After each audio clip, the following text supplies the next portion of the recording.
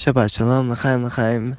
This week's Torah portion is Bo. It has the conclusion of the 10 plagues, with the last 3 being the locusts, the darkness, and the death of the firstborn. Obviously, after the death of the firstborn, Pharaoh kicks us out of Egypt, so we have the exodus from Egypt, and the laws about commemorating Pesach each year. We also have the first commandment, which is, the Rosh Chodesh, to commemorate Rosh Chodesh each month and sanctify the moon. And we also have, at the very end of the portion, the laws of tefillin. So there's a lot going on in this week's Torah portion, a lot to speak about. But I want to focus on 2 ideas that are very much connected that I experienced this week.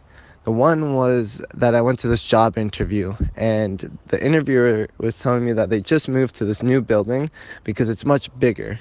And their other building, which was like a 5-minute walk from where they were right then and there, it was too small and the company was growing too big, so they moved to this bigger building. And the other idea was earlier this week when I was at the bakery. I was working at the bakery, and I saw my coworker go and take an agala, like a cart basically that has all the breads on it. He went and he took it outside because it was empty. And I realized that he was taking it outside because in a bakery there's very limited space, and you need to only have in there what's needed. And so this cart, which is serving no purpose, it was empty, he moved it outside so that when people are coming to the bakery, they would only see what has a purpose, what's needed. There's nothing empty taking up space for no reason, and that way it becomes more comfortable. So I see these 2 ideas reflected in this week's Torah portion because the Jews were taken out of Egypt, and in both situations something is taken out. And the idea of the company growing so big, that's the same as the Jews. Hashem had to take us out of Egypt because we needed ample space to grow. And we weren't going to do that in Egypt, a place of limitation. And so he took us out and is moving us to Israel, where we can grow and really flourish as a people.